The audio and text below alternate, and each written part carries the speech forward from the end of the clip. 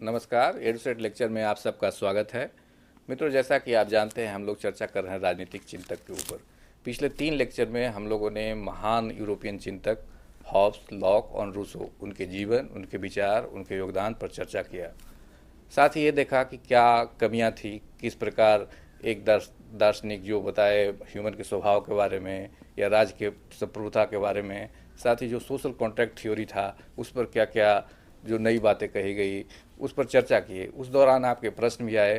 प्रश्न में यह जानने की कोशिश की गई कि इनके विचारों को कैसे समझा जाए, आज की परिस्थितियों में कैसे उनको एनालाइज किया जाए।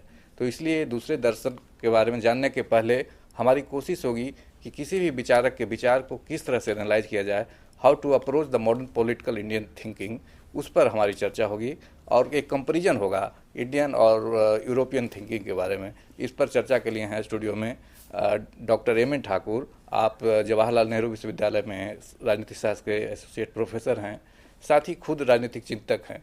तो मैं उम्मीद करता हूं कि इनका ज्ञान हम लोग को यह समझने में लाभदायक साबित होगा। इस उम्मीद के साथ प्रोफेसर ठाकुर को आमंत्रित करता हूं कि अपना व्याख्यान शुरू करें। Welcome sir. धन्यवाद अमृत जी। आज की बातचीत में मैं कोशिश करूंगा कि जो पिछले 3 दिनों में बातचीत हुई है उसको आगे बढ़ाऊं। बातचीत का मुख्य मुद्दा होगा कि हम आज की तारीख में जो पहले के राजनीतिक चिंतक रहे हैं उनको कैसे समझें, कैसे उनसे एंगेज करें, कैसे उनसे वार्तालाप करें। सिर्फ पढ़ने से मेरे ख्याल से काम नहीं चलेगा। मैं जो शब्द बहुत ही सोच समझकर उपयोग में ला रहा हूँ वह है कि मैं वार्तालाप करना चाहता हूँ।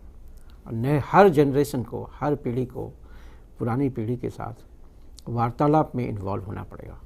और वार्तालाप का मतलब ये है कि आप उनसे सवाल करें, उनके जवाब को सुनें, फिर सवाल करें और आप साथ साथ अपने जवाब को तैयार करें। ये ज़रूरी नहीं है कि हम उन्हें फॉलो करें, ये ज़रूरी नहीं है कि उन्होंने जैसा बिल्कुल लिखा था वैसा ही हम समझने की कोशिश करें। ये शायद संभव ही नहीं है। हम अपने तरीके से उनको समझने की कोशिश करें और आज के संदर्भ में उनको समझने की कोशिश करें और इसलिए समझने की कोशिश करें कि हम आगे के दर्शन का निर्माण कैसे करेंगे। तो जिसे मैं कहता हूँ कि आपने अपना दृष्टिबिंदु तैयार करना होगा कि कहाँ से हम चीज़ों को समझने का प्रयास करें। और उसमें पहली बात यही है कि हम उन्हें समझने की कोशिश करें अपनी जगह से, जहाँ हम लोकेटेड हैं, जो हमारा संघर्ष है, जो हमारी समस्याएं हैं, वहाँ से हम उन लोगों को समझने की कोशिश करें कि वो लोग क्या चिंतन दे रहे थे, क्या कह रहे थे, कहाँ तक हमारे लिए वो उपयोगी हो सकता है, कहाँ तक हमारे चिंतन के विकास के लिए उपयोगी हो सकता है, नए चिंतन के विकास के लिए वो उपयोगी हो सकता है।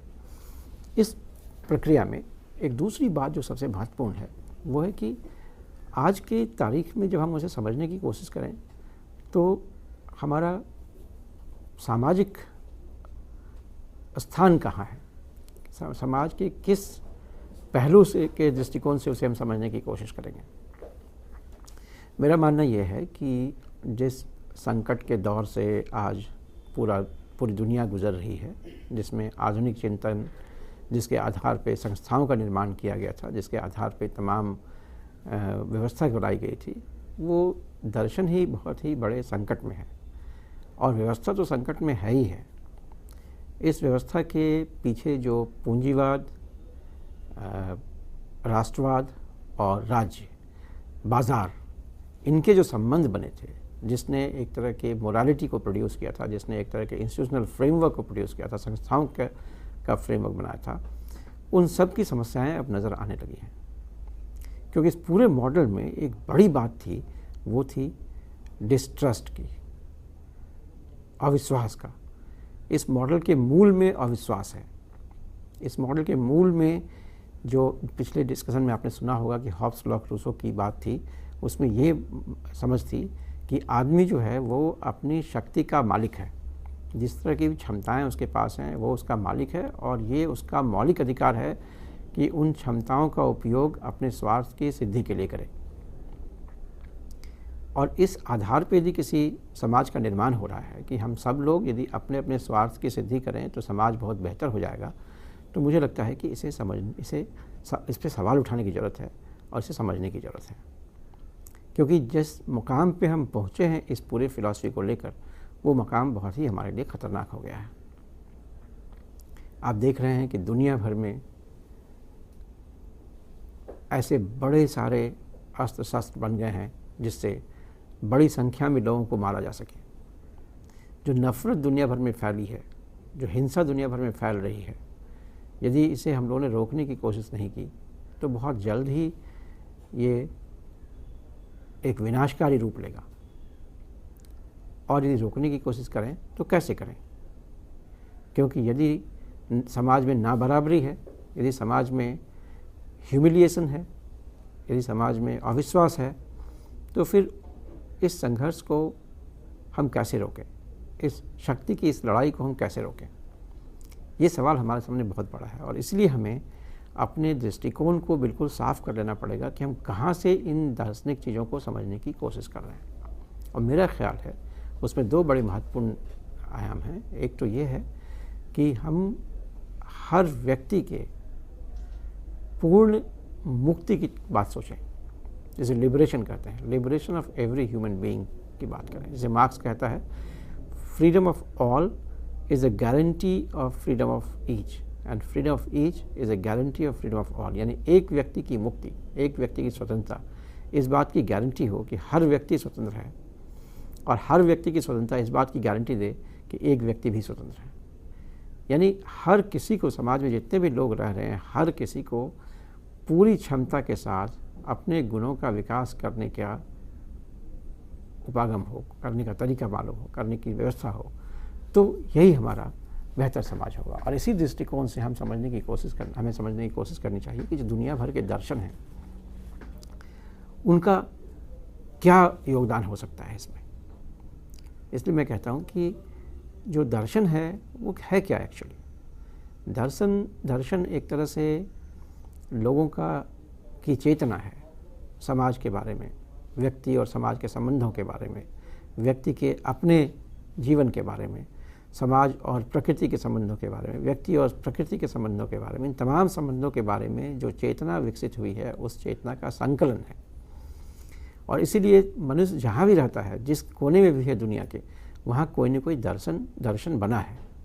और आज जब दुनिया संकट में है, और संकट के पीछे एक बहुत बड़ा कारण ये है कि एक ख़ास समय में यूरोप में उपजे हुए एक दर्शन को लोगों ने ये मान लिया यही सार्वभौमिक है, सार्वकालिक है, और यही एंड ऑफ हिस्ट्री है। फुकुयामा ने कहा ये एंड ऑफ हिस्ट्री है। यदि ये मान लिया तो यहाँ एक बहुत बड़ा संकट उत्पन्न होने की संभावना थी, और हुई भी। और उससे निकलने का तरीका यही है कि दुनिया के जितने भी जगह पे, जितने भी कोने में, जितने भी कम्युनिटी ने, जितने भी समाज ने किसी भी तरह के दर्शन को जन्म दिया है, उस दर्शन को हम बहुत गंभीरता से लें और उसे समझने की कोशिश करें। और उसको समझने की कोशिश सिर्फ इसलिए नहीं करें कि बस समझना है और टेक्सचुअल रीडिंग कर रहे हैं और हिस्ट्री लिख रहे हैं उसका। मेरे ख्याल से एक पॉलिटिकल साइंटिस्ट इस बात से कतई खुश नहीं होगा कि हम विचारों का इतिहास लिख रहे हैं। विचारों का इतिहास लिखना हमारा काम नहीं है। हमारा काम है विचारों के इतिहास को टटोलना, विचारों के इतिहास में उन सूत्रों को खोजना जिन सूत्रों से हम कल के लिए मुक्ति का दर्शन निर्मित कर सकें। और इसीलिए हमें इन विचारकों के पास जाना चाहिए, उनको समझने की कोशिश करनी चाहिए। उसका कारण एक ये भी है क्यों इनके पास जाना चाहिए, क्योंकि उन्होंने अपने समय में मुक्ति के कुछ उपाय ढूंढे हैं। क्योंकि जो संघर्ष उन्होंने झेला था अपने समय में, जो समाज संघर्ष को झेल रहा था, उससे निकलने के लिए उन लोगों ने मुक्ति के कुछ उपाय ढूंढे थे। वो उपाय भले ही यूनिवर्सल ना हो, सार्वजनिक नहीं ना हो, सार्वभौमिक ना हो, अनंत काल तक चलने वाले उपाय ना हो, फिर भी उनके पास पहुंचने से नए दृष्टिकोण की संभावना बन सकती है। इसीलिए हमें इन दृष्टिकोणों को गंभीरता से देखने की ज़रूरत है। यानी यदि हम ये सोच लें कि हर दर्शन जो दुनिया के किसी भी कोने में बना है, किसी भी कोने में उपजा है, मानव जाति की संपदा है और मानव जाति को उस दर्शन को समझने का अधिकार है, उस दर्शन के द्वारा अपने को समझने का अधिकार है, उस दर्शन के द्वारा समाज के पुनर्निर्माण का अधिकार है संपूर्ण मानव जाति को। तो दर्शन किसी एक समाज की कोई धरोहर नहीं है। यदि हम ये मान लें और फिर ये मान लें कि अब यदि बहुत सारे दर्शन उपलब्ध हैं हमारे पास, कुछ हमारे अपनी ज़मीन पे उपजे हुए दर्शन हैं, कुछ बाहर की ज़मीन पे उपजे हुए दर्शन हैं, तो इन दोनों दर्शनों के बीच में हमारा क्या रिलेशन होगा? क्या हम ये कहेंगे कि कोई दर्शन सिर्फ हमारे देश में उपजा है इसीलिए वो हमारा दर्शन है और हम उसे फॉलो करेंगे, या हम ये कहेंगे कि हमारे देश के दर्शन ने बहुत आतंक फैलाया, बहुत जातिवाद फैलाया, इसे हटाओ और दुनिया के बाकी देशों में उपजे हुए दर्शन को ले आओ और उससे अपना काम चलाओ? मुझे लगता है ये दोनों ही चीज़ें सही नहीं हैं। इन दोनों के बदले ज़रूरत इस बात की है कि हम एक नया वेंटेज पॉइंट क्रिएट करें, एक मुक्ति के वेंटेज पॉइंट को क्रिएट करें कि हर व्यक्ति का मुक्ति कैसे हो, और उस वेंटेज पॉइंट से इन दर्शनों को समझने की कोशिश करें और फिर देखें, वो खंगालें उनको, उनसे संवाद करें, उनसे देखने की कोशिश करें उनके पास क्या उपलब्ध है जो हम ले सकते हैं अपने लिए और आगे की संतति को हम ट्रांसफ़र कर सकते हैं उस नॉलेज को।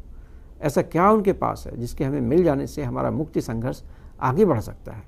ये हमारा दर्शन को समझने का कारण होगा। इसलिए हम दर्शन को समझना चाहते हैं, इसलिए इन टेक्स्ट को हम समझना चाहते हैं, इसलिए उन्हें हम पढ़ना चाहते हैं। पढ़ने का कारण सिर्फ यही नहीं है कि हम उसे एक टेक्स्ट है और पढ़ने में हम एंजॉय कर रहे हैं, बल्कि ये है कि हम अपनी सोच को विकसित करने का प्रयास कर रहे हैं। पढ़ने का कारण ये है कि हम ये सोचते हैं कि समाज में बदलाव के लिए हम एक मंथन कर रहे हैं और उस मंथन से जो कुछ निकलेगा, जो अमृत निकलेगा, उससे संभवतः भविष्य में समाज का बदलाव होगा। ये काम हम कैसे करें? मैं इसे कहता हूँ लोकतांत्रिक संवाद, दर्शनों के बीच लोकतांत्रिक संवाद, और या हम कहें दर्शन का जनतंत्र। दर्शन का जनतंत्र ये है कि आप ये मानकर न बैठें कि मेरा ही दर्शन सर्वोच्च है। आप ये मान के बैठें कि ये सारे दर्शन जो हैं हमारे लिए उपलब्ध हैं। अब हमें इनमें ढूंढना है कि क्या सच है, क्या झूठ है, क्या सही है, क्या गलत है, क्या हमारे लिए उपयोगी है, क्या हमारे लिए उपयोगी नहीं है, क्या हमारी समझ में वृद्धि कर रहा है, क्या हमारी समझ में वृद्धि नहीं कर रहा है। तो दर्शन को यदि इस तरीके से हम देखने की कोशिश करें, जिसे अंग्रेजी में कहते हैं democratic negotiation of philosophical traditions. Between the philosophical traditions we need to have lot of democratic negotiation. Democratic negotiation मतलब ये नहीं है कि हम वोटिंग करवाएं कि कितने लोगों को कौन सा पसंद है। हम ये कहना चाह रहे हैं कि किसी दर्शन को बिना छोटा समझे हुए, बिना उसको ये आके हुए कि ये बेकार दर्शन है, हम उनके साथ संवाद स्थापित करें। और ये मैं ख़ास तौर पर इसलिए कह रहा हूँ, जो हमारी ट्राइबल कम्युनिटीज़ हैं, दुनिया भर में जो ट्राइबल कम्युनिटीज़ हैं, उनके पास बड़े मजबूत दर्शन हैं। उनका जो प्रकृति के साथ संबंध है वो आधुनिक समाज के संबंधों से बेहतर है। तो हम उनके साथ भी वैसा ही ट्रीटमेंट करें, उनसे हम समझने की कोशिश करें कि हम आधुनिक समाज के दर्शन में क्या ले सकते हैं जिससे बेहतर समाज का गठन हो सकता है। ये कोई बहुत नई बात मैं नहीं कह रहा हूँ, ये कोई ऐसी बात मैं नहीं कह रहा हूँ जिसके बारे में आप सोचेंगे ये बहुत बड़ा इनोवेशन है। मैं कहता हूँ कि ये तो जब भी कोई व्यक्ति मानव मुक्ति की बात सोचेगा, जब भी कोई व्यक्ति ये सोचेगा कि दुनिया के किसी भी मानव को एक मुक्त पुरुष होने का अधिकार है, दुनिया के किसी भी मानव को परमहंस होने का अधिकार है, दुनिया के किसी भी मानव को अपनी चेतना के सबसे ऊंचे स्तर पर पहुंचने का अधिकार है, तो उसके लिए फिर वो मंथन करेगा कि किस तरह से हम उपलब्ध सामग्री को समझने की कोशिश करें, और इसी निष्कर्ष पे पहुंचेगा कि जिस भी बड़े चिंतक ने जो विचार दिए हैं उन विचारों में क्या जीवंत है, क्या मृतप्राय है, क्या मुक्तिकामी है, क्या दमनकारी है। इन चीज़ों को हमें समझने की ज़रूरत होगी। ये संवाद है, ये एक जनतांत्रिक संवाद है, लोकतांत्रिक संवाद है, जनवादी संवाद है, आप जैसा भी इसे नाम देना चाहें, लेकिन मूल बात यही है कि इनके अध्ययन के पीछे हमारा एक उद्देश्य ये है कि हम समझना चाहते हैं अपने लिए, अपने भविष्य के लिए, समाज के भविष्य के लिए कि हमारा समाज कैसे चलेगा, उनका संबंध प्रकृति से कैसा होगा, उनका संबंध लोगों से कैसा होगा, लोगों का आपस में संबंध कैसा होगा, ये समझने का प्रयास करेंगे। ये मेरी पहली बात है। मैं दूसरी बात ये कहना चाहता हूँ कि जिस तरीके से समझने की कोशिश की जा रही है, खास करके भारतीय चिंतकों ने जिस तरीके से समझने की कोशिश की है, यह एक संवाद स्थापित करने की कोशिश की है, उसमें बड़ी मुश्किलें आती हैं। इसके पहले मैं ये कह दूँ, जो मैं कहना चाह रहा था इसके पहले, कि ये संवाद कोई नया मैं नहीं कह रहा हूँ, क्योंकि ये मार्क्स जैसे लोगों ने संवाद किया है, गांधी जैसे लोगों ने संवाद किया है। आप यदि गांधी के हिंद स्वराज को देखें तो हिंद स्वराज में उसने किसी भारतीय टेक्स्ट को उद्धृत नहीं किया है। सिर्फ एक जगह वो कहते हैं कि दया धर्म को मूल है, ये तुलसीदास से वो लेते हैं, नाम भी नहीं लिखते हैं तुलसीदास का, सिर्फ कहते हैं दया धर्म को मूल है, यही सबसे महत्वपूर्ण बात है, इसे ही हम कहते हैं वैज्ञानिक प्रिंसिपल है, ये ऐसा कहते हैं वो। लेकिन यदि आप देखें उसमें उन्होंने किसको कोट किया है, तो तमाम पश्चिमी चिंतकों को कोट किया है। और इसलिए गांधी जैसे लोगों ने एक तरफ गीता को पढ़ा, दूसरी तरफ दुनिया के तमाम ग्रंथों को पढ़ा। किसी भी ग्रंथ को नहीं पढ़ने की बात ही नहीं थी। हो सकता है कि कोई छूट जाए, लेकिन जो मूल तत्व है उन्होंने कई जगह से लिया, और उन सारे तत्वों को उन्होंने यूं ही स्वीकार नहीं कर लिया, लगातार उन्होंने अपने प्रयोग के द्वारा उसके बारे में जांच करने की कोशिश की कि कहाँ तक ये सच है। और इसीलिए आप यदि पढ़ें होंगे किताब सत्य के साथ प्रयोग, तो आप पाएंगे कि दर्शन के हर बात को प्रयोग करने की कोशिश कर रहे हैं, समझने की कोशिश कर रहे हैं कि क्या चीज़ हो रहा है। उसी तरीके से मार्क्स को आप लें तो मार्क्स ने जर्मन आइडियोलॉजी जर्मनी से लिया, फ्रेंच मटेरियलिज्म फ्रेंच से लिया, मैकेनिकल मटेरियलिज्म, और एम्पिरिसिज्म उन्होंने इंग्लैंड से लिया, और सबको मिला के उन्होंने अपना एक चिंतन विकसित किया, जिसमें कई सारे एलिमेंट्स दूसरी जगह से आए हैं, लेकिन फिर भी वो उनका अपना चिंतन है। और वो अपना चिंतन क्यों अपना चिंतन है? क्योंकि वो मुक्तकामी चिंतन है, क्योंकि मुक्ति के लिए प्रयास करने का चिंतन है, क्योंकि उस चिंतन को समझने वाले लोग इस निष्कर्ष पे पहुँचते हैं कि हमारा जीवन मानव मुक्ति के लिए उपयोगी है। या गांधी के साथ समझने वाले लोग जीवन में महत्वपूर्ण काम करते हैं। वो सिर्फ एक कंज्यूमर आइटम बन के नहीं रहते हैं, कंज्यूमर पर्सन बन के नहीं रहते हैं, बल्कि बहुत सारे महत्वपूर्ण काम करते हैं। तो इसलिए संभव है कि जो नेगोशिएशन की बात है, जो डेमोक्रेटिक नेगोशिएशन की बात है, उससे हम बहुत लाभान्वित हुए आगे के दर्शन के निर्माण की प्रक्रिया के लिए। दूसरी बात मैं कहना चाहता हूँ कि जिस तरीके से इन दर्शनों को समझा गया है, जिस तरीके से इन्हें देखा गया है, उसमें कई समस्याएं आप देखेंगे आती हैं। जैसे एक उनका मॉडल है जिसे कहते हैं tradition modernity model. Bhikhu Parekh जैसे लोग हैं, वो क्या कहते हैं कि भारत में एक ट्रेडिशन था, उस ट्रेडिशन को आधुनिक युग में मॉडर्नाइज करने का प्रयास किया गया। तो गांधी, अंबेडकर जितने भी लोग थे वो एक तरह के मॉडर्नाइजर थे, लीडर्स ऑफ मॉडर्न इंडिया थे। अब मॉडर्न का मतलब क्या हुआ? मॉडर्न का मतलब हुआ जो मॉडर्न वेस्ट है वैसा ही कुछ नकल यहाँ पे चल रहा था। मुझे लगता है कि ट्रेडिशन मॉडर्निटी फ्रेमवर्क सही नहीं है। मुझे लगता है कि भूत में या भविष्य में कहीं भी यदि दर्शन की उत्पत्ति हुई है तो उसकी मौत नहीं होती है। मनुष्यों की मौत हो जाती है, विचारों की मौत नहीं होती। मनुष्य समाप्त हो जाते हैं, विचार हजारों साल जिंदा रहते हैं। और ख़ास करके यदि विचार कुछ ऐसा हो जो इटर्नल हो, जिसका अपना लॉजिक उसे प्रोड्यूस कर रहा हो, तो वो विचार बहुत समय तक समाज में बने रहते हैं। और इसलिए आप देखेंगे कि कोई दर्शन मरता नहीं है, कोई स्कूल ऑफ थॉट जो कभी पैदा हुआ मरता नहीं है। हज़ारों साल से भारतीय दर्शन चला आ रहा है, हज़ारों साल से ग्रीक दर्शन चला आ रहा है, कभी वो मर नहीं रहा है। तो दर्शन एक तरह से विचार के क्षेत्र में मनुष्य का हस्तक्षेप है, और जब आप विचार के क्षेत्र में हस्तक्षेप कर देते हैं तो आप अमर हो जाते हैं, क्योंकि आपके विचार घूमते रहते हैं चारों तरफ। यदि ये सच है और ये सच हर समाज के लिए है, तो फिर हर समाज के पास एक बड़ी पूंजी है जो दर्शन की पूंजी है। उस दर्शन की पूंजी को समझने की कोशिश की जानी चाहिए। और जब एक दर्शन की पूंजी वाला समाज दूसरे दर्शन की पूंजी वाले समाज से इंटरेक्ट करता है, तो वो इंटरेक्शन सिर्फ फिजिकल नहीं होता। वो इंटरेक्शन सिर्फ ये नहीं होता है माल खरीद के 10 ले गए उधर बेच दिए। बल्कि एक समय में इंटरेक्शन खुलता है दर्शन के स्तर पर, और वो खुलना आसान नहीं है। ऐसा नहीं है कि आपको आगे किसी ने कह दिया कि आप मॉडर्न हो जाओ और आप मॉडर्न हो गए। बड़ा दर्द है उसमें, अपने दर्शन को एकोमोडेट करने में बहुत दर्द है। इस बात को हमें समझना होगा कि किस तरीके से दो दार्शनिक विचारों के बीच संघर्ष होता है और कैसे मनुष्य भी कंफ्यूज कर जाता है, मॉडर्न रहे या ट्रेडिशनल हो जाए, आधुनिक चिंतन को ले या पहले के चिंतन को माने। मुझे लगता है ये सिर्फ समय की बात नहीं है, मॉडर्निटी और ट्रेडिशन समय की बात नहीं है, बल्कि ये है कि जो अभी डोमिनेंट कल्चर हमारे पास है, जो अभी डोमिनेंट दर्शन हमारे पास है, उसकी तुलना में जो बाकी नॉन डोमिनेंट दर्शन है उनका क्या रिलेशनशिप है। ऐसा नहीं कि जो नॉन डोमिनेंट दर्शन है उनका कोई इतिहास नहीं है, ऐसा नहीं उनका कोई महत्व नहीं है।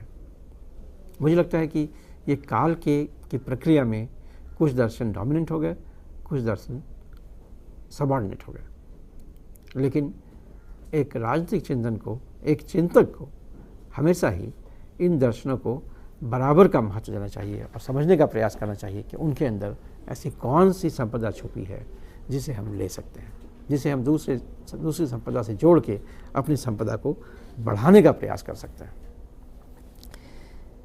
दूसरी समस्या है, ये तो हुआ ट्रेडिशनल मॉडर्निटी की समस्या कि मॉडर्निटी जो मॉडर्न है वो दुनिया में मॉडर्नाइज करने की कोशिश की गई है। गांधी के बारे में लोग कहेंगे गांधी वहाँ से आकर मॉडर्नाइज करने की कोशिश कर रहा था। अब यदि हम गांधी को एक मॉडर्निस्ट के रूप में देखें या जैसा रुडोल्फ एंड रुडोल्फ कहते हैं एक पोस्ट मॉडर्निस्ट के रूप में देखें तो हम बड़े कन्फ्यूज रहेंगे गांधी क्या था। एक तरफ तो गांधी बिल्कुल मॉडर्निटी की बात कर रहे हैं, दूसरी तरफ गांधी के सारे तौर तरीके बड़े प्री मॉडर्न हैं, जिसे अब ये पोस्ट मॉडर्न कहने लगे। तो ये मुझे लगता है कि दर्शनों के बीच सिविलाइजेशनल डिस्कोर्स है। जब गांधी बात करते हैं पश्चिम की, जब गांधी क्रिटिक करते हैं रेलवेज की, जब गांधी क्रिटिक करते हैं डॉक्टर की, तो एक्चुअली डॉक्टर और रेलवेज का क्रिटिक नहीं कर रहे हैं, वो प्रिंसिपल का क्रिटिक नहीं कर रहे हैं, वो कर रहे हैं क्रिटिक उस सिविलाइजेशन का जिस सिविलाइजेशन ने ये सब कुछ प्रोड्यूस किया है। क्योंकि उस सिविलाइजेशन के अंदर इस प्रोडक्शन के प्रोसेस में बड़ा वायलेंस छुपा हुआ है। गांधी तो यहाँ तक कहते हैं कि इस विचार मंथन की प्रक्रिया में आप किसी के पक्ष में ना हो, आप पूरा विचार मंथन करें, जो कुछ आप ले सकते हैं ले, जिस समाज से, जिस संस्कृति से जो दे सकते हैं दें। उसमें कोई ऐसी बात नहीं है कि आपके लेने और देने में कोई अनडेमोक्रेटिक रिलेशनशिप है। ये अब आज की समस्या ये हो गई है कि हम इंटेलेक्चुअल प्रॉपर्टी राइट की बात करते हैं और इंटेलेक्चुअल प्रॉपर्टी राइट के चक्कर में हम हमेशा क्लेम करते हैं कि हमारे विचार हैं। गांधी जैसे लोग कहते हैं कि ये सारे विचार हवा में तैरते हैं और मिलते जुलते हैं आपस में, उनका संघर्ष चलता है, उसमें कुछ सर्वाइव करते हैं, कुछ चले जाते हैं। और इस प्रोसेस में जो लिबरेशन का स्ट्रगल का प्रोसेस है, उस प्रोसेस में ये नेगोशिएशन चलता रहता है। बड़ी मज़े की बात है कि बहुत से लोग कहते हैं कि गांधी जो है वो, या गांधी नेहरू जितने भी फ्रीडम फाइटर लोग थे, ये सब लोग इंग्लैंड अमेरिका में पढ़ के आए और वो अपने विचारों को लेकर वहाँ से यहाँ आए और उन्होंने सिर्फ ट्रेडिशन को मॉडर्नाइज किया। भिखू पारक कहते हैं दे वर मॉडर्नाइजिंग द ट्रेडिशन। मुझे लगता है ये पूरा कॉन्सेप्ट ही गलत है कि they were modernizing the tradition. I think they were engaging with the modernity, and there was a kind of engagement between two cultures, two civilizational discourses. और वो engagement जो tension था वो बड़ा creative था, क्योंकि इसने दोनों को हिलाया, दोनों को समझाया कि आपको अब नई चीज़ खोजने की ज़रूरत है और इससे आगे बढ़ने की ज़रूरत है। दूसरी बात मुझे लगती है जो ईस्ट और वेस्ट का डायकोटोमी है। कुछ लोग कहते हैं east is like this, west is like that. कई सारे ऐसे लोग हैं जो कहते हैं कि ईस्ट बड़ा एक तरह से इमोशनल है और वेस्ट बड़ा रैशनल है। ईस्ट बड़ा ही ट्रेडिशनल है और वेस्ट बड़ा ही मॉडर्न है। वेस्ट खटाखट अपने नई चीज़ों को ले आता है। मुझे लगता है इस तरह के डायकोटोमीज़ का कोई मीनिंग नहीं है, क्योंकि विचारों में कोई ईस्ट और वेस्ट नहीं होता है। मनुष्य कोई ईस्ट और वेस्ट नहीं, मनुष्य अलग अलग कलर के हो सकते हैं। मनुष्य अलग अलग प्राकृतिक जगहों पे बस सकते हैं। मनुष्य अलग अलग तरह के विचार भी पैदा कर सकते हैं। निर्भर करता है किस प्राकृतिक व्यवस्था में वो रह रहे हैं, किस तरह का समाज बना है, उससे नए विचार भी पैदा हो सकते हैं। लेकिन जब एक बार विचार पैदा हो जाता है, उस विचार पर किसी राष्ट्र का, किसी समाज का कोई अधिकार नहीं होता है। वो विचार मानव जाति का विचार होता है और मानव जाति की मुक्ति के लिए वो विचार विचार होता है। किसी भी समय आप मानव जाति की मुक्ति को यदि केंद्र में रखें तो तमाम विचारों की जो गुत्थियां हैं आपके लिए सुलझ सकती है। आप यदि गांधी को लें, गांधी जिस तरीके से चिंतन कर रहे थे, जो एक्सपेरिमेंट कर रहे थे, his experiments with truth were basically exploration of dialogue between tradition and modernity, between two civilizational discourses. तो मुझे लगता है कि तमाम फिलोसॉफिकल डिस्कोर्सेस को पश्चिम और पूरब की बाउंड्री से मुक्त करके मानव जाति के दर्शन के रूप में देखा जाए और उनके बीच में संवाद किया जाए। मैं ये नहीं कह रहा हूँ कि आप उसकी पश्चिमी विशेषता को ना देखें, मैं ये भी नहीं कह रहा हूँ कि पूर्वी विशेषता को ना देखें। मैं कहता हूँ कि जहाँ जो विचार पैदा हुए हैं, जिस समाज में वो पैदा हुआ है, उस समाज की समस्याओं के निदान के लिए वो विचार पैदा हुआ है, तो निश्चित रूप से समाज का हस्ताक्षर भी उस पर होगा। उन विचारों पर समाज का हस्ताक्षर होना लाजमी है।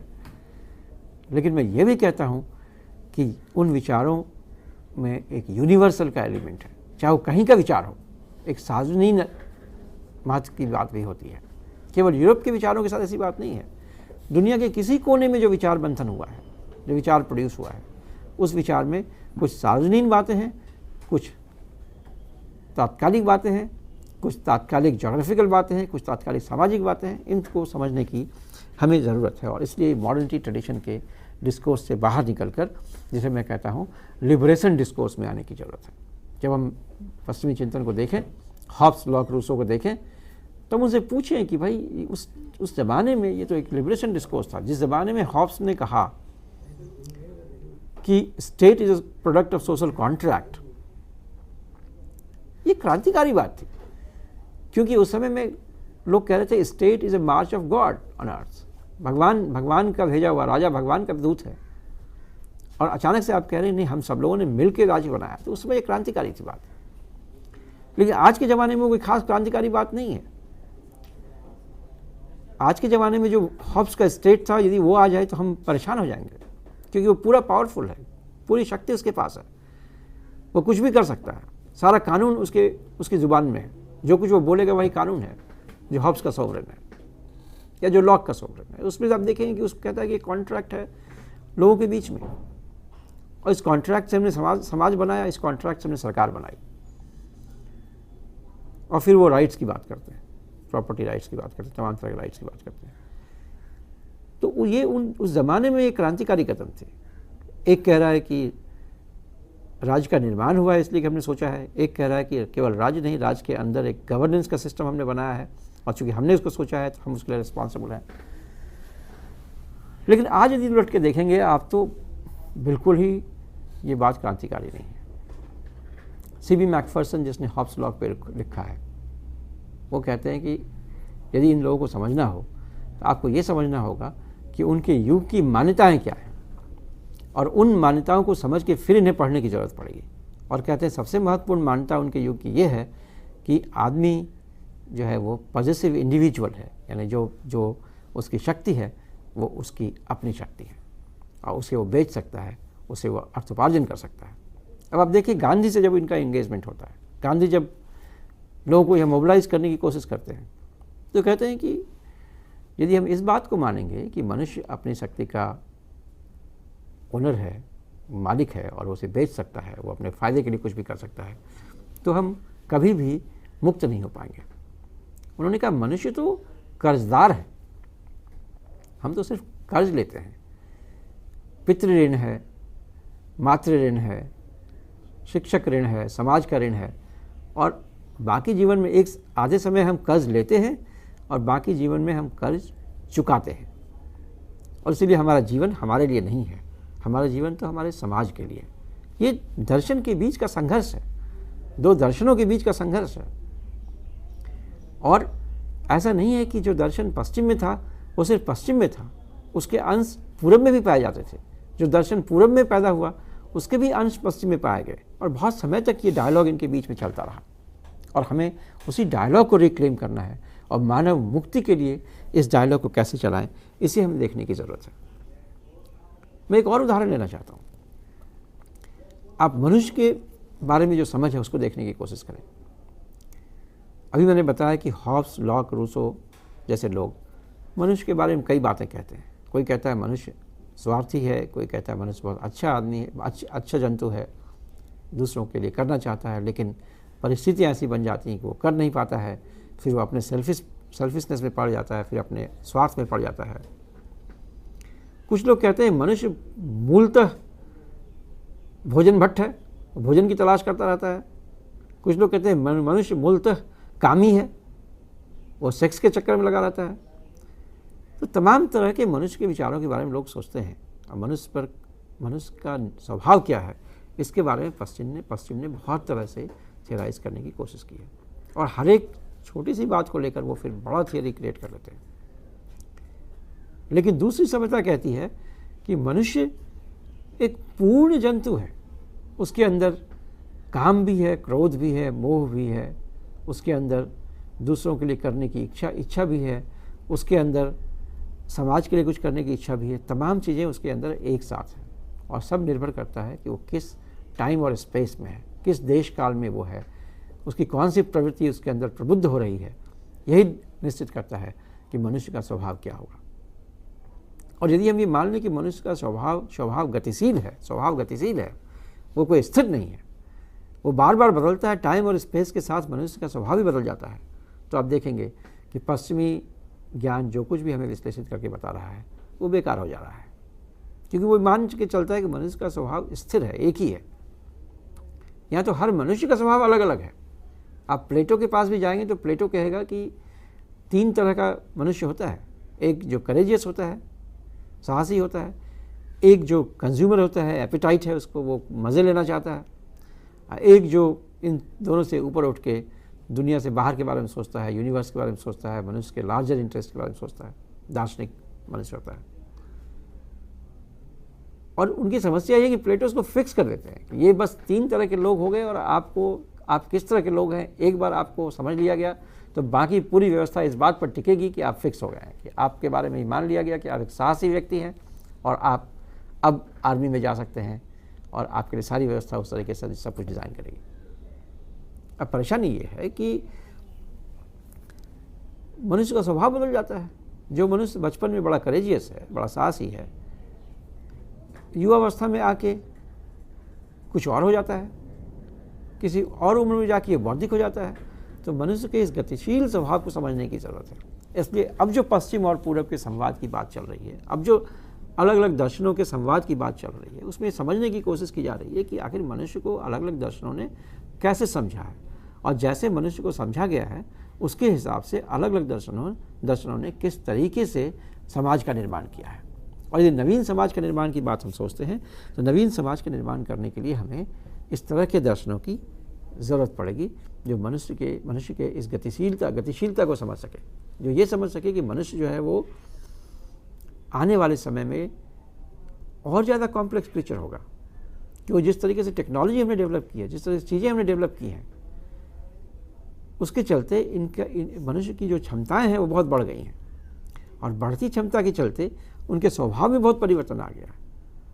अस्थायी भाव का मिलना अब मुश्किल हो गया है, सारे भाव अस्थायी हो गए हैं। मित्रता का भाव दुश्मनी के भाव में बदल जाता है बहुत कम समय में। आप देखेंगे ज़्यादातर आजकल जो हिंसाएं हो रही हैं वो दोस्तों के बीच में हो रही हैं, जानने वाले लोग कर रहे हैं। क्यों हो रहा है ऐसा? क्योंकि जो अस्थायी भाव है उसका अभाव पाया जाने लगा है। तो हो सकता है किसी और संस्कृति में लोग इसके बारे में कुछ और तरीके से सोचें। भारत में ही कई तरह के दर्शन हैं, कई तरह की संस्कृतियां हैं, कोई एक भारतीय संस्कृति नहीं है, बहुत सारी संस्कृतियां भारतीय संस्कृति के अंग में। आप देखें तांत्रिकों से मिले या किसी तांत्रिक सभ्यता से मिले तो तांत्रिकों के मन में मनुष्य के बारे में बहुत ही अलग तरह की समझ है। वो मनुष्य को बिल्कुल अलग तरीके से समझते हैं, और वो कहते हैं कि मनुष्य के शरीर और मन के बीच का कोई डिस्टेंस, कोई अलगाव करना ठीक नहीं है। मनुष्य सूक्ष्म रूप में मन है और स्थूल रूप में शरीर है। पुरुष और स्त्री के बीच में कोई अलगाव करना ठीक नहीं है। ये केवल स्थिर स्थूल रूप में वो लोग अलग अलग हैं, सूक्ष्म रूप में वो एक जैसे हैं।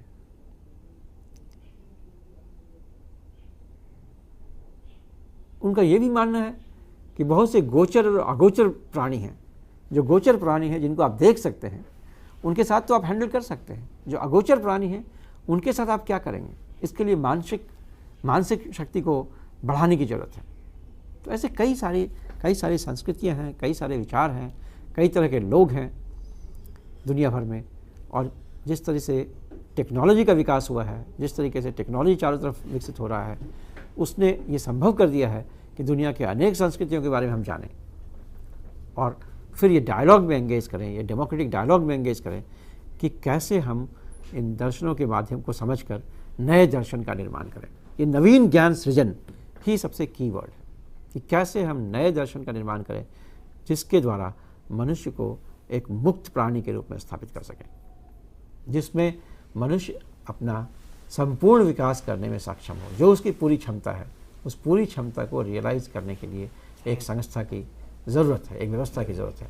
और तभी ये संभव है जब हम तमाम दर्शनों के साथ एक दार्शनिक संवाद स्थापित। इस पर चर्चा करेंगे। इंदौर से एक दर्शक है, उनका सवाल लेते हैं। जी नमस्कार, कृपया अपना सवाल पूछिए।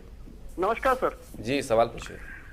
सर मेरा प्रश्न ये है, जैसे हॉब्स ने व्यक्ति को सेल्फिश वायलेंट बताया तो निरंकुश शासन की स्थापना हुई, लॉक्स ने चिंतनशील बताया तो थोड़ी डेमोक्रेसी आई, और रूसो ने बताया कि वह भावनात्मक था तो जनरल विल का कॉन्सेप्ट आया।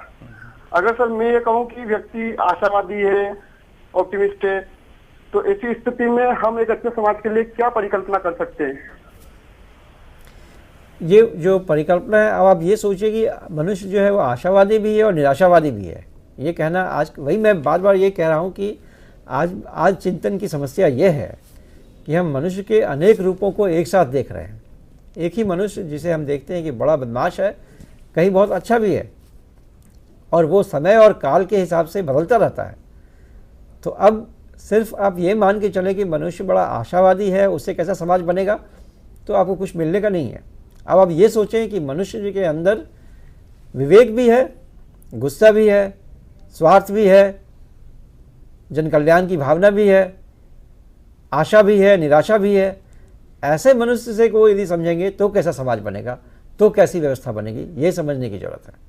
केवल ब्लैक व्हाइट नहीं, डिफरेंट कलर आ गए, डिफरेंट कलर्स हैं और डिफरेंट कलर दिखते हैं आजकल। अब तो दिखते हैं, जो मूड्स दिख रहे हैं लोगों के, वो दिख रहे हैं, तमाम तरह के मूड्स हैं। और व्यक्तियों के साथ में उनका व्यवहार बदलता जा रहा है, बदमाश के साथ बदमाश, खराब अच्छे के साथ अच्छा, कई चीज़ें उसमें महत्वपूर्ण हो गई हैं। एक बहुत अच्छा व्यक्ति, दोनों बहुत अच्छे दोस्त हैं, और किसी बात में गुस्सा हो गया और धीरे धीरे उनके संबंध बिल्कुल ख़त्म हो गए और एक दूसरे के दुश्मन बन गए। अब आप देखिए, जो हत्याएं आजकल, मैंने कहा जो हत्याएं आजकल हो रही हैं, ज़्यादातर दोस्तों के बीच में हो रही हैं, जो व्यक्तिगत हत्याएं हो रही हैं।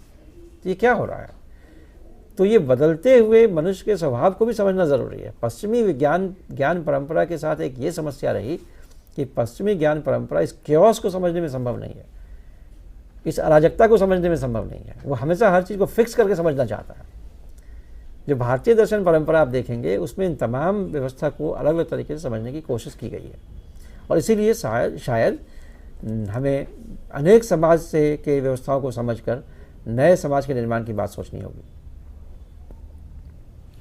तो इस एक बात और जो हम लोग चर्चा कर रहे थे कल परसों, तो उसमें आया कि नए समाज का निर्माण करें, व्यक्ति को सुधार कर या समाज को सुधार कर या कंप्लीट नए समाज सुधार करें, तो उसमें जो इनपुट्स है वो कहाँ से लाए, जो चीज़ें हों कहाँ से लाए? देखिए, ये बड़ा महत्वपूर्ण सवाल है, क्योंकि कुछ लोग कहते हैं कि समाज को सुधारो, व्यक्ति सुधर जाएगा। कुछ लोग कहते हैं आप सुधरो, जग सुधरेगा। मुझे लगता है दोनों के साथ समझने की ज़रूरत है, दोनों को एक साथ समझने की ज़रूरत है। सुधारने का मतलब क्या है? आप मनुष्य का जो स्वभाव है, जो कॉम्प्लेक्सिटी है, उसको समझें। आप हमसे कहें कि आप हमेशा ही बहुत ही सत्यवादी बने रहो, मैं बनने वाला नहीं हूँ, बन नहीं पाऊँगा। तो आप यदि कितना भी मुझे बताएंगे कि आप बिल्कुल सुधर जाओ, तो मेरी कई आदतें होंगी जो आपको लगेंगी कि ये सुधरी हुई आदतें नहीं हैं। तो उसी तरीके से आपको मुझे लेना होगा। अच्छा, चर्चा करेंगे। एक राजस्थान से दर्शक हैं, कंचन जी, उनका सवाल लेते हैं। जी नमस्कार, सवाल पूछिए। मैं पूछना चाहती हूँ कि आपके लेक्चर्स के टॉपिक सीबीएसई बेस्ड है या यूजीसी सिलेबस बेस्ड है? ये यूजीसी सिलेबस बेस्ड है और जनरल अंडरस्टैंडिंग लोगों को कैसे बढ़े इसको भी हम लोग ध्यान में रखकर टॉपिक डिसाइड करते हैं। तो ये आपको यूजीसी बेस्ड सिलेबस के आधारित चर्चा हो रही है जी। और कोई प्रश्न तो पूछिए। उत्तर प्रदेश से दर्शक हैं, उनका सवाल लेते हैं। जी नमस्कार, कृपया अपना सवाल पूछिए। अरे डिस्कनेक्ट हो चुका है। तो जो हम लोग चर्चा कर रहे हैं कि समाज की जो संरचना होगी या जो होगा सो मतलब यही इसी समाज से एक अलग समाज निकल कर आएगा। निश्चित रूप से समाज इसी समाज से बने। कोई हम ऐसा तो नहीं कर रहे हैं कि पूरा साफ कर दें, ब्लैक बोर्ड तो है नहीं। इंदौर से एक और दर्शक हैं। जी नमस्कार, कृपया सवाल पूछिए।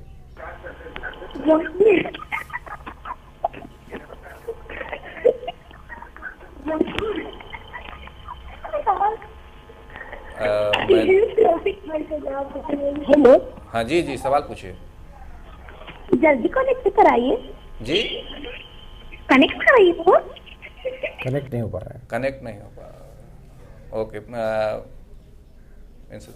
तो हम लोग तो जो समाज बनेगा उसका अवधारणा क्या होगा? मुझे लगता है कि इसमें कई बातें होंगी। राजस्थान से दर्शक हैं। जी नमस्कार, सवाल पूछिए। आपके हिस्ट्री पॉल साइंस के लेक्चर्स की कोई कंप्लीट सीरीज अवेलेबल है तो मैं खरीदना चाहूंगी इसी सीडी, उसके बारे में बताइए। हाँ, कंप्लीट सीरीज है। इसके बाद प्रोग्राम के बाद हम एड्रेस आता है, एड्रेस नोट कर सकते हैं और उस पर आप लिखकर भेज सकते हैं। साथ में एक बात और आपको जानकारी देना चाहता हूँ कि जो लेक्चर हो रहे हैं, लाइव हो रहे हैं, इसका भी हम लोग यूट्यूब पर उपलब्ध आपको होगा। तो जो आप यूट्यूब पर CEC की वेबसाइट खोलें और यूट्यूब का एक टैग है, उसको आप क्लिक करेंगे तो सारे लेक्चर्स आपको मिलेंगे, तो उससे भी आप सुन सकते हैं। इंदौर से दर्शक हैं, उनका सवाल लेते हैं। जी नमस्कार, सवाल पूछिए।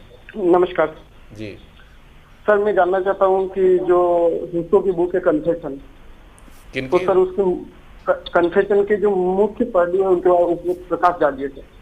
ओके।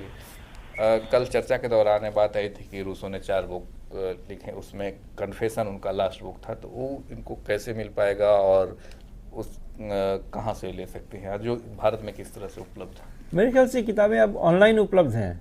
जितने भी इस तरह के चिंतक हैं उनकी किताबें ऑनलाइन उपलब्ध हैं। आप वो उसमें जाके मिल जाएंगी किताबें आपको। एक वेबसाइट है जिसे कहते हैं बुक शुड बी फ्री, आपको वहाँ मिल सकता है। एक और वेबसाइट है जिसे कहते हैं लिबजन, LIBGEN, libgen.com। वहाँ बहुत सारी किताबें हैं, लाखों किताबें पढ़ी हैं, आपको ये सारी किताबें मिल जाए। क्लासिक्स तो सारी मिल जाएंगी आपको। ओके, ये आप डिस्प्ले भी कर सकते हैं सर, आप लिखने तो हम लोग डिस्प्ले भी कर लें, कहाँ और देख सकते हैं। ठीक है, तो और ऑनलाइन लोग सर्च कर सकते हैं। तो ऑनलाइन तो आजकल काफ़ी सारे, और एक जर्नल में जे स्टोर है तो उस पर भी उपलब्ध है क्या? जे स्टोर थोड़ा महंगा है, कई लोगों को उपलब्ध नहीं होता है। ये फ्री वेबसाइट्स हैं, इस पर बड़ी आसानी से उपलब्ध हैं। जितनी भी क्लासिकल किताबें हैं वो तो सारी ही उपलब्ध हैं। वो दिल्ली से दर्शक है, उनका सवाल लेते हैं। जी नमस्कार, सवाल पूछिए। जी सवाल पूछिए। सवाल पूछिए। संपर्क टूट गया है। तो जो हम लोग चर्चा कर रहे हैं कि भारतीय दर्शन पद्धति जो है सब कई तरह के कई रूपों को देखकर लिखता है। तो आजकल जो आपने बताया कि डायकोटोमी है मॉडर्न और ट्रेडिशनल को लेकर, तो मॉडर्न भी तो आजकल सारे पहलुओं को देख रहा है, एक पहलू को नहीं देख रहा है। Modern outlook means you have attitude to learn different things and नहीं, जो मॉडर्न है मैं तो इस उत्तर प्रदेश से दर्शकों का सवाल लेते हैं। नमस्कार, सवाल पूछिए। हाँ सर, मेरा जी जी सवाल पूछिए। हाँ नमस्कार, मैं राम प्रताप बोल रहा हूँ। जी जी मेरा प्रश्न ये है कि जैसा कि उत्तर प्रदेश और मतलब आजकल जो थिंकिंग है एक प्रकार की यूनिवर्सिटीज वगैरह में वो निकल के आ रही है कि जो हमारा सामाजिक संरचना है वो हम जो व्यक्ति किस वर्ग में कहाँ खड़ा है। तो भारत में जो आज हम देख रहे हैं कि राजनीतिक व्यवस्था एक प्रकार से फिर जा रही वंशवाद की तरफ, तो लोग इसके खिलाफ हमको लगता है फिर से निकल के आ रहे हैं। तो सर मैं ये जानना चाहता हूँ कि ऐसी एक सिचुएशन क्यों हमारे राजनीतिक दलों में बढ़ रही है? कि ये तो डिबेट का विषय है और इसमें आपका उत्तर ज़्यादा है। आप लोग हर साल 5 साल पर चुनाव होता है, तो चुनाव में आप लोग एक्सेप्ट कर सकते हैं, रिजेक्ट कर सकते हैं, इसके लिए तो आप ही उत्तर दे सकते हैं। कई बार ये है कि जो संस्थाएं हमने बनाई हैं प्रजातांत्रिक मूल्यों को ध्यान में रखते हुए, वो संस्थाएं ठीक से काम नहीं कर पा रही हैं। जैसे पार्टी की संस्था है या पार्लियामेंट की संस्था है, दोनों संस्था में आप देखें कि ठीक से काम नहीं कर पा रही। बिहार से दर्शक हैं, उनका सवाल लेते हैं। जी नमस्कार, सवाल पूछिए। नमस्कार, सवाल पूछिए। नमस्कार सर, मैं मनीष बिहार से बोल रहा हूँ। जी मनीष जी, सवाल पूछिए। सर मैं ये जानना चाहता हूँ कि अगर हम चाहें कि इंटरनेट से जैसे अगर कोई बुक देखना हो या फिर मिडिल स्कूल का जानकारी जो हम टीचर है, तो उसके लिए क्या कोई है ऑप्शन वेबसाइट? जी अभी मैंने बताया कि कई ऑप्शंस हैं उसमें। एक बुक्स शुड बी फ्री करके है वेबसाइट, और एक है लिबजन वेबसाइट। स्पेल फिर से कर दे रहे हैं, libgen.com और book should be free. If you right this you will get that. Mumbai से दर्शक हैं, उनका सवाल लेते हैं। जी नमस्कार, सवाल पूछिए। हेलो जी, सवाल पूछिए। हाँ जी, मैं मुंबई से ललित बोल रहा हूँ। हाँ ललित जी, सवाल पूछिए। नमस्कार। मेरा प्रश्न ये है कि क्या इंसान का अल्टीमेटम जो है वो मोक्ष है, सेल्वेशन, और इंसान की उच्चतम अवस्था वो समाधि है? मुझे लगता है कि समाधि और मोक्ष इंसान को समझे कैसे, ये बहुत महत्वपूर्ण है। यदि मोक्ष को हम ये समझते हैं कि हम कहीं स्वर्गारोहण करने वाले हैं तो बड़ी परेशानी है, क्योंकि वो ऐसा कुछ है या नहीं, इस पर बड़ा विवाद है भारतीय दर्शन में भी। लेकिन यदि मोक्ष को हम ये समझें कि हम अपनी चेतना के बारे में सचेत हो जाएं और हम लगातार ये समझ पाएँ कि हम सोचते कैसे हैं, समझते कैसे हैं, चीज़ें हमारे लिए खुल जाएँ, तो ये यदि मोक्ष की प्रक्रिया है जिसमें आप सुख और दुख से ऊपर उठ जाएं। इसका मतलब नहीं कि आप सुखी और दुखी ना हों, बल्कि आप समझ लें कि अब आप सुखी हो रहे हैं किसी कारण से और दुखी हो रहे हैं, और दोनों को आप बराबरी से लें, जिसे आप स्थित प्रज्ञ कहते हैं। तो स्थित प्रज्ञ होना एक मोक्ष होने की बात है। और समाधि का मतलब है कि जिस काम में आप लगे हैं उसमें लगन के साथ आप लग गए हैं, इतना मग्न हो गए हैं कि वही आपका जीवन हो गया है। ये दोनों ही चीज़ें मुझे लगता है कि इसी जीवन के लिए है। ये सामान्य व्याख्या, और बाकी तो आप जिस पद्धति को, जिस विचार को फॉलो करते हैं उसको फॉलो करके आगे बढ़िए। उस पर कोई इंदौर से दर्शक हैं, उनका सवाल लेते हैं। जी नमस्कार, सवाल पूछिए। नमस्कार सर। जी सवाल पूछिए। सर जो जनजातीय और घुमक्कड़ जनजातियां है, उसका भारतीय दर्शन में क्या योगदान है? ये बहुत महत्वपूर्ण बात है। मुझे लगता है कि इसलिए मैं कहूँगा भारतीय दर्शन का मतलब ये कतई नहीं है कि जो कुछ वो 6 स्कूल की बात करते हैं, या जो उपनिषद और इसकी बात करते हैं, टेक्स्ट की बात करते हैं। मैंने पहले भी कहा कि दुनिया के किसी कोने में यदि मनुष्य रह रहा है तो वो ज़रूर दर्शन भी उत्पन्न कर रहा है, दर्शन भी लिख रहा है, और ना लिख रहा है तो उसके संवाद में दर्शन है। तो उन सबों को समझना, उन सबों के साथ संवाद करना ज़रूरी है। और इसलिए जब भारतीय दर्शन आप कहते हैं तो जनजातियों का दर्शन भी एक बहुत महत्वपूर्ण दर्शन है।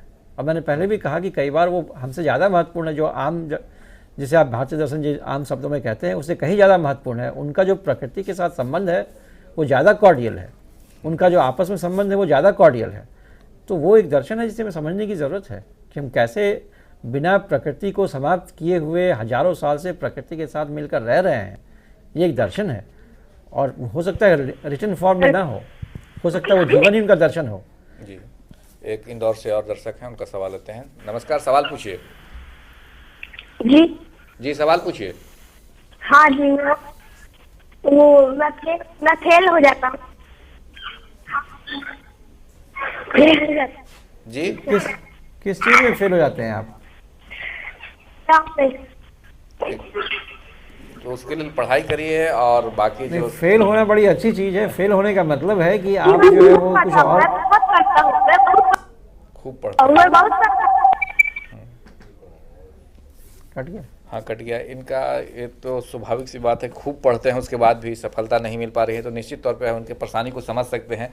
लेकिन आपको पढ़ाई करने से पहले जो आपका फाउंडेशन होता है उसको कम मजबूत करना पड़ेगा। कोई 11th में चला जाए और 5, 6, 7th नहीं करे तो ज्ञान पद्धति का वो भी हो सकता है और ये भी हो सकता है। तो पहले एक डायग्नोसिस हो जाए कि क्या आप में कमी है, और उस फाउंडेशन को मजबूत करें और तब खूब पढ़ाई करें तो निश्चित तौर पर सफलता मिलेगी। वो भी। और फिर तारे जमीन पे फिल्म आने के बाद ये बात प्रमाणित हो गई है कि हर आदमी की क्षमता अलग अलग है, और हर आदमी के पास कुछ ना कुछ टैलेंट है। हो सकता है कि पढ़ के पास करने वाला टैलेंट आपके पास ना हो, लेकिन दूसरे बड़े सारे टैलेंट है, उसे खोजने की ज़रूरत है, आपको अपने अंदर झांकने की ज़रूरत है। और कोई एक ही मापदंड सफल होने का या मनुष्य होने का नहीं है। मनुष्य केवल यदि ना पढ़े तो मनुष्य ही नहीं है, यदि फेल हो जाऊँ मैं तो मनुष्य ही नहीं हूँ, ऐसा कहना बड़ा मुश्किल है। आप जानते हैं कि आइंस्टीन जैसे लोग ड्रॉप आउट्स थे, फेल कर जाते थे। इसलिए अपने कॉन्फिडेंस को बनाए रखें और सोचें कि आप क्या कर सकते हैं बेहतर तरीके से। जी।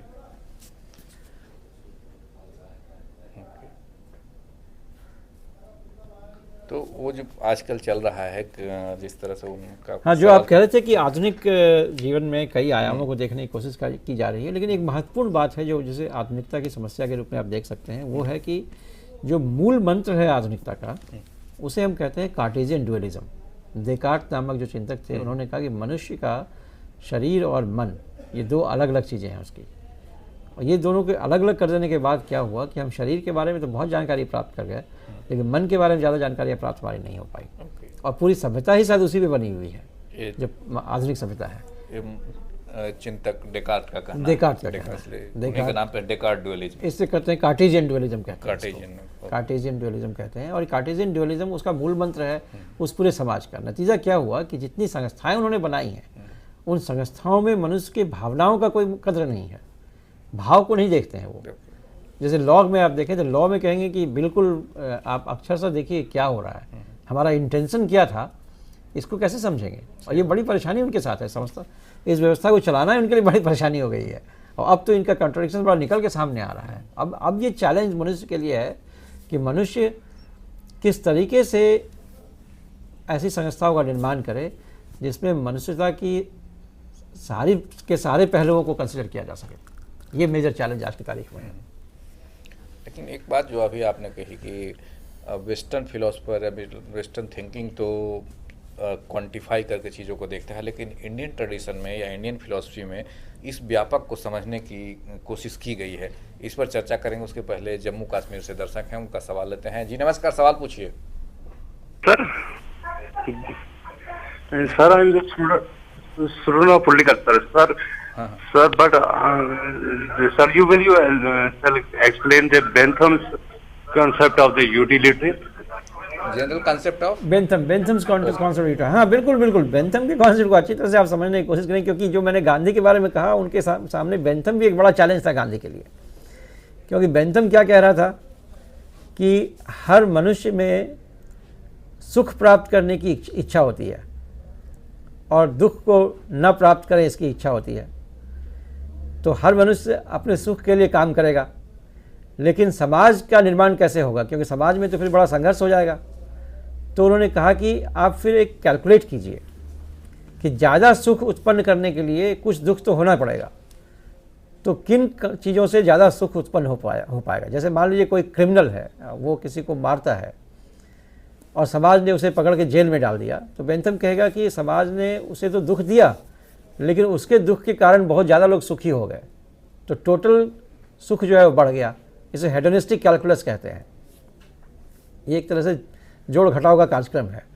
और इसीलिए उन्होंने जो जेल का निर्माण किया, पूरा जेल, दुनिया भर में जो जेल का निर्माण हुआ है वो बेंथम के सिद्धांत पे ही हुआ है।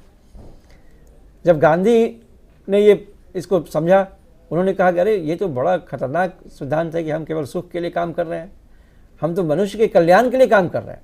अब मनुष्य के कल्याण में दुख भी होगा, सुख भी होगा, तो दुख भी हमारा साथी है। दुख को हम छोड़ना नहीं चाहते। दुखी जीवन है, बुद्ध को देखिए कहते हैं दुखी जीवन है, दुखी मनुष्य का जीवन है। और उससे ही हम फिर देखें कि सेवा की बात फिर निकलेगी, नए तरह के समाज की बात निकलेगी। और इसलिए नए तरीके से जेल की भी कल्पना गांधी ने की कि मनुष्य को जेल में डाल के बंद रखने से कोई फायदा नहीं होगा, उसके साथ उसे कुछ काम करने दो ताकि वो अपना पश्चाताप कर सके। राजस्थान से दर्शक है, उनका सवाल लेते हैं। जी नमस्कार, सवाल पूछिए।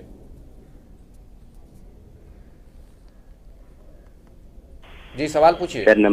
जी सर, ये सत्य को जानने के लिए क्या सवा सत्य बड़ा होता है या सवा सत्य जरूरी होता है सर? इसके बारे में थोड़ा सा जानना। समझा नहीं मैंने आपका प्रश्न।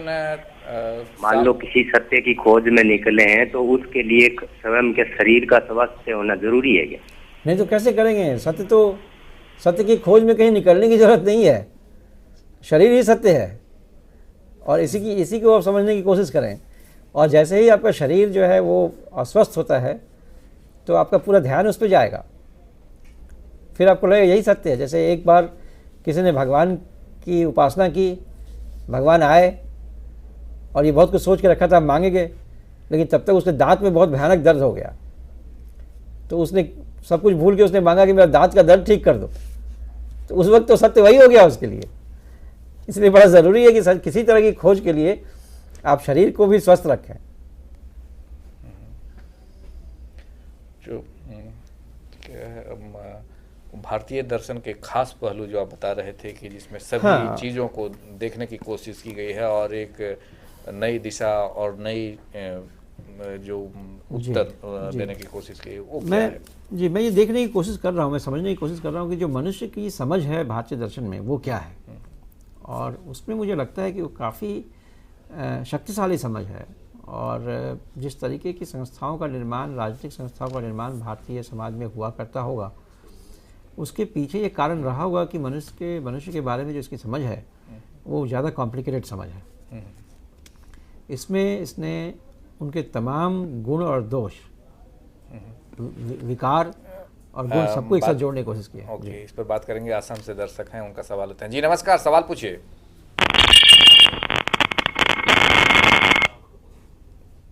जी सवाल पूछिए। संपर्क टूट गया है। ओके ठीक। तो ये मैं जानने की कोशिश में भी लगा हूँ कि किस तरीके से जो इस तरह की समझ मनुष्य की भारतीय दर्शन में रही है, उस समझ से कैसे राजनीतिक संस्थाओं का निर्माण इन्होंने किया होगा, प्रकृति के साथ कैसा संबंध इन्होंने स्थापित किया होगा। निश्चित रूप से कुछ यूनिकनेस उसमें है जो आधुनिकता से परे है। और गांधी ने जैसे प्रयास किया है, जैसा प्रयोग किया है, उससे और भी ऐसा लगता है। और हाल के दिनों में एक दार्शनिक हैं कोजिन कारातानी, जो जापान के दार्शनिक हैं, उन्होंने भी एक छोटा सा लेख लिखा था जापान के अर्थक्वेक के बाद, कुछ महीनों पहले, लगभग साल पहले। तो उसमें उन्होंने एक बड़ी अच्छी बात की जिक्र की थी कि जो जापान के अर्थक्वेक के बाद वहाँ के लोगों ने ये समझा है कि जिस तरह का समाज हमने बनाया था, मार्केट आधारित समाज, उससे बड़ी हानि हमारी हो सकती है और नए तरह के समाज की हमें ज़रूरत है। ये संभव है कि एशियाई समाज में कुछ ऐसे नए प्रयोग चल रहे हैं जिसमें नए तरह के समाज की परिकल्पना की जा रही हो, प्रकृति के साथ नए तरह से संबंधों को स्थापित करने का प्रयास किया जा रहा हो। इस बात की काफ़ी संभावना है। बहुत जानकारी इस वक्त मुझे नहीं है, मैं खोजने की कोशिश में लगा हूँ कि आखिर यदि मैं मनुष्य को इस रूप में देखूं कि वो तमाम गुणों और अवगुणों का संकलित रूप है और अलग अलग देश और काल में उसके गुण और अवगुण अलग अलग तरीके से प्रभावकारी होते हैं, तो ऐसी पूर्णता की समझ के साथ किस तरह के राजनीतिक दर्शन की बात हम कर सकते हैं, किस तरह की संस्थाओं के निर्माण की हम बात कर सकते हैं, ये एक खोज का विषय है, शोध का विषय है। और मुझे लगता है कि अगला जनरेशन जो पॉलिटिकल साइंटिस्ट का होगा, उनको इस विषय पे काफ़ी खोज करने की ज़रूरत होगी, क्योंकि जो आधुनिक दर्शन है राजनीतिक शास्त्र के, उनके पास इस सवाल का कोई जवाब नहीं है। एक जो शुरू से अभी तक चला रहा आदर्शवादी अप्रोच और एक दूसरा व्यवहारवादी अप्रोच, तो ये दोनों का अलग अलग देखना क्या आज के समय में अभी के वर्तमान राजनीतिक साइंटिस्ट के लिए सही है, या आप उसको अलग सुझाव देंगे? लेकिन इसके पहले छत्तीसगढ़ से दर्शक हैं, उनका सवाल लेते हैं। जी नमस्कार, सवाल पूछिए। हेलो जी सवाल पूछिए। हेलो हेलो जी जी सवाल पूछिए, सुन रहे हैं। मेरा सवाल ये है जी,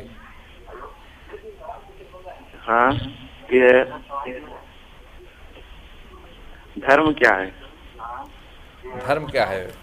अभी प्रश्न के दौरान तो हल्का सा हम लोग इस पर चर्चा कर सकेंगे, अदरवाइज हम लोग धर्म दर्शन पर आगे लेक्चर रखेंगे तो फिर उस दौरान। वैसे मूलतः धर्म मुझे लगता है धर्म का मतलब है प्राकृतिक नियम, और इसीलिए हम कहते हैं कि पेड़ का धर्म ये है, मनुष्य का धर्म ये है। टैगोर ने एक किताब लिखी, रविंद्रनाथ टैगोर ने, मानुषेर धर्म, मनुष्य का धर्म। और ये बड़ी इंटरेस्टिंग बात है कि किस तरीके से उसमें उन्होंने अभी मात्र 1 मिनट रह गए, तो एक आध क्वेश्चन और लेंगे, नहीं तो हम लोग इस पर बाइंड अप करेंगे। सर आप बताइए। तो जो मनुष्य का धर्म है वैसे ही प्रकृति का धर्म, प्रकृति में हर चीज़ का अपना धर्म है। इससे ऐसा लगता है कि ये प्रकृति के नियम की बात हो रही है।